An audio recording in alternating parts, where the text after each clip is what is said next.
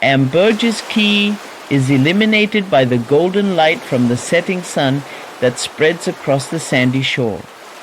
Georgia Rivera squatted by the edge of the tide pool, her fingers brushing against a cluster of coral.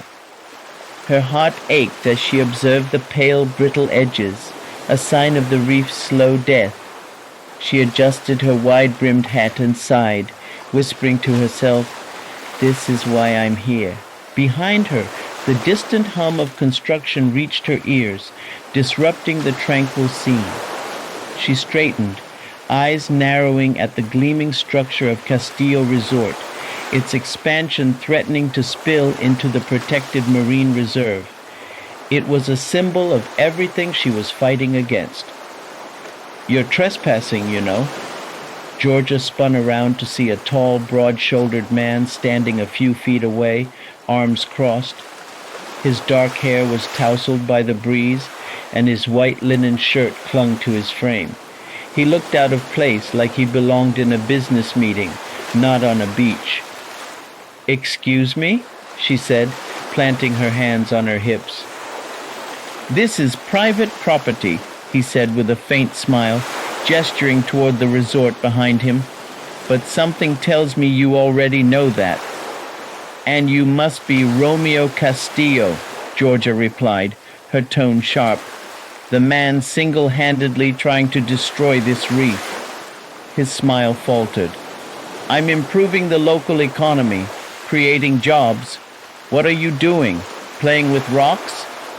Georgia's blood boiled.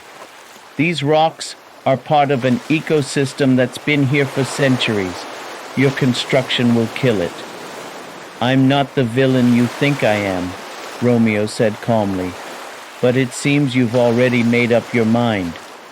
He turned to leave, but Georgia's voice stopped him. "You're right about one thing," she called after him. "I have made up my mind, and I'm not going anywhere." Georgia's days were filled with data collection and meetings with local officials. At every turn, she encountered resistance, often orchestrated by Romeo's well-connected network. He was charming, persuasive, and always one step ahead. But Georgia had allies too. Marisol, her fiery best friend, and a Marine Park ranger, was her constant source of support. Together, they organized community protests and educational campaigns to highlight the reef's importance. One afternoon, Georgia found herself face-to-face with Romeo at a town hall meeting. The room buzzed with tension as locals debated the resort expansion. When it was her turn to speak, Georgia stepped forward, clutching her notes. "This reef is not just a collection of coral," she began. "It's a lifeline for countless species and a shield against storms. Destroying it for short-term profit is not progress. It's destruction." Romeo's gaze was steady as he stood to respond. "I respect Miss Rivera's passion," he said, "but my resort provides jobs and resources for this community. We can't ignore the needs of the people living here." The room erupted in applause and murmurs of dissent. Georgia's frustration grew. Why couldn't they see the long-term damage? A week later, a sudden tropical storm swept across Ambergris Caye. Georgia, caught off guard while documenting coral conditions, sought shelter in the nearest structure, one of Romeo's beachfront bungalows. To her dismay, Romeo was already there, securing furniture against the gale. "Looks like you're stuck with me," he said with a smirk, handing her a towel. "Great," she muttered, wringing out her soaked clothes. "Just what I needed." As the storm raged outside, they sat in awkward silence, the tension between them noticeable. But as hours passed, they began to talk. Romeo shared stories of his childhood, growing up in a small fishing village.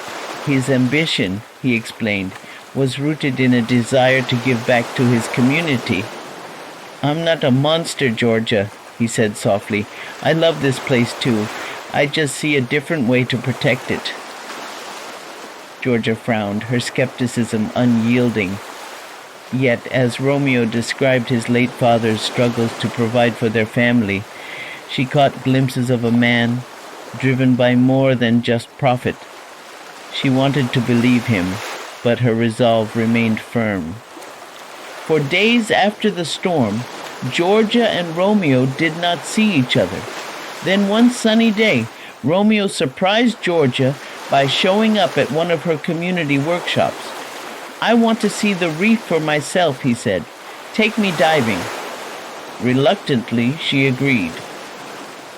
The next day they met at the wharf, where they took a small boat out to the reef. On their way, they did not say a word to each other, but look in amazement as the blue water sparkled in the sun's light. When they reached the reef, they put on their wetsuits and plunged into the crystal-clear waters. Beneath the surface, the vibrant coral and darting fish seemed to tell their own story. Romeo was visibly moved, his usual confidence replaced by quiet awe. When they surfaced, he said, "I get it now. This is worth protecting." For a fleeting moment, Georgia felt hope. They shared a quiet moment on the boat, dripping wet and windblown, where Romeo confessed, "I've always thought about the bottom line, but this feels bigger than business." Georgia's heart wavered, but she simply nodded. Words were easy. Action was harder. A month later, Georgia discovered Romeo's expansion plans included a high-profile investor notorious for environmental neglect. Feeling betrayed, she stormed into his office, clutching the documents. "I thought you understood," she said, her voice shaking with anger. "I thought you cared." Romeo stood from his desk, his expression guarded. "I do care, but without this investor, the project collapses, and so do the jobs and opportunities it provides." George's voice cracked.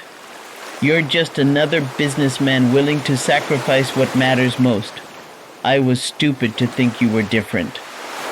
Hurt flashed in Romeo's eyes, but he didn't argue. After she stormed out, he slumped into his chair, staring at the plans he'd once been so proud of. That night, Romeo stayed awake, staring out at the moonlit waves.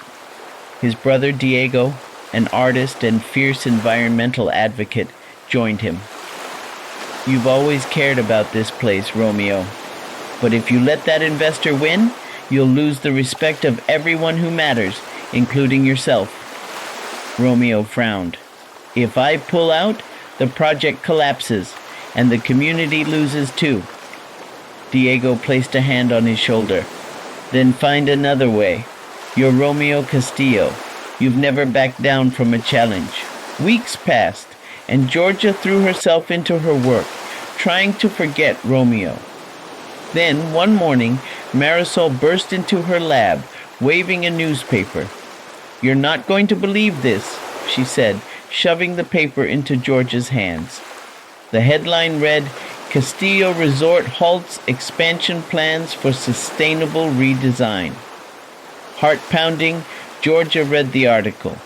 Romeo had cut ties with the controversial investor and announced a new plan that incorporated eco-friendly practices and supported the reef restoration project. He had also pledged a portion of the resort's profits to fund local conservation efforts. Later that day, Romeo found her on the beach. "I'm sorry," he said simply. "You were right. I can't claim to love this place if I'm not willing to protect it." Georgia's heart softened. "It takes courage to admit when you're wrong," she said, "and even more to make things right." They stood in silence for a moment, the waves washing their feet. Then Romeo said, "I didn't just do it for the reef. I did it for you too." Georgia caught her breath.